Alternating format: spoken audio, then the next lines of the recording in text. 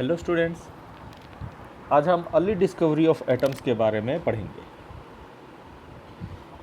J Thomson atomic structure के बारे में सबसे पहले बताए थे और उनके हिसाब से एटम एक पॉजिटिव स्फीयर का बना हुआ है जिसमें इलेक्ट्रॉन्स इधर उधर बिखर के पड़ा हुआ है।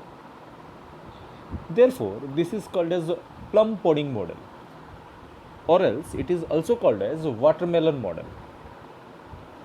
ऐसा क्यों?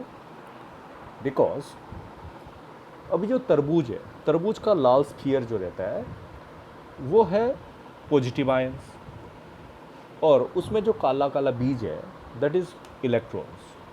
तो तरबूज में जैसे काला बीज इधर उधर बिखर के पड़ा हुआ है, उसी तरह से प्रोटॉन्स है लाल स्फीयर और उसमें इलेक्ट्रॉन्स इधर उधर बिखर के पड़ा हुआ है। लेकिन इसका कोई एक्सपेरिमेंटल एविडेंस नहीं था जे थॉमसन के पास, so this theory was rejected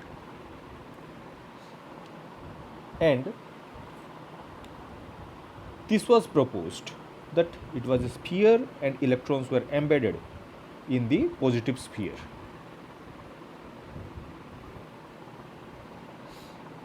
Later Rutherford अपना एटॉमिक मॉडल लेके आए और वो कुछ एक्सपेरिमेंटल बेस्ड वो अपना समझाने लगे कि एटम ऐसा होना चाहिए। इसके लिए वो गोल्ड फॉयल लिए थे, उसी के हिसाब से उसका नाम गोल्ड फॉयल एक्सपेरिमेंट्स भी कहा जाता है।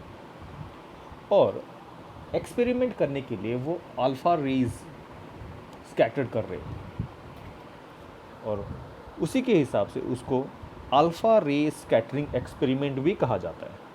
सो Rutherford atomic model was also known as gold foil experiments as well as alpha ray scattering experiment. According to him, a radioactive substances was taken which liberates alpha rays. तो alpha rays जो निकल रहा है that was kept in a lead box. And gold foil was implanted which was surrounded by a screen और ये screen जो बना हुआ है that was coated with some fluorescent screen like zinc sulfide। जब एक्सपेरिमेंट शुरू हुआ तो वो क्या किए, एक बहुत ही पतला beam, a thin beam was passed through the gold foil and he observed certain things. What was that? First thing was that maximum number of alpha particles travels in a straight line without any deviation. That means atoms are made up of hollow space where electrons or alpha particles can pass in a straight line. Second चीज, only a few particles or alpha particles deviates to certain angles. इससे क्या पता चला, जब alpha particles आ रहा है, alpha particles is positively charged और बीच में कुछ ऐसा पॉजिटिव चार्ज है जो कि उसे रिपेल्ड कर रहा है, उसी वजह से वो कुछ एंगल्स में डेविएट कर रहा है। Third, only 1 in 1000 particles, alpha particles bounce back to their original path. यहाँ से पता चलता है the entire mass of the atom is concentrated in a small space which he called as nucleus. जहाँ एटम का सारा मास कंसेंट्रेट एक बहुत ही छोटे जगह पे कंसेंट्रेट है, उसे वो न्यूक्लियस कहे। So these are the assumption. Now for these, let us think about this lead box where alpha particles are placed. Alpha particles are doubly charged helium atoms. यहाँ पे देखो दो प्रोटॉन है positive charge, this is alpha particles. lead box में alpha particles रखा गया है और उसके सामने एक स्लिट्स रखा गया है और उसके बाद गोल्ड फॉयल और एक screen. So what happened? The radioactive substance that can emit alpha rays or alpha particles is allowed to pass through the slit. ऐसा क्यों? देखो, अभी एक लार्ज बीम है, ये जो स्लिट्स है इसे एक थिन लेयर में, थिन बीम में इसे कन्वर्ट कर रहा है। और ये देखो, यहाँ से पता चल रहा है कि maximum number of particles alpha rays passes through the in a straight line, और कुछ ही बस डेविएट्स कर रहा है।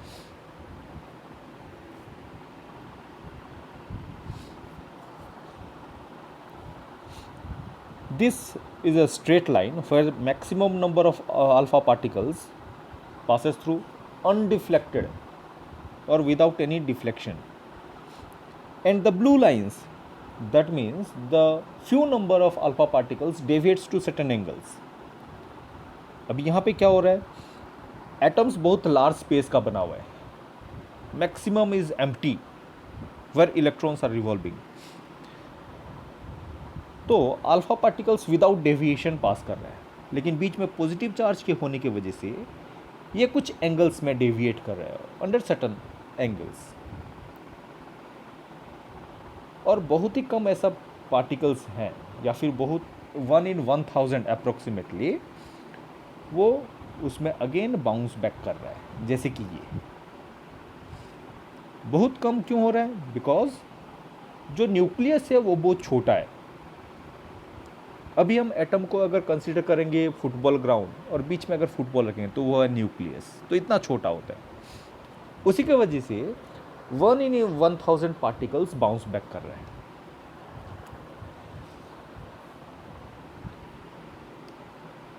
So the most of the mass is concentrated in the nucleus.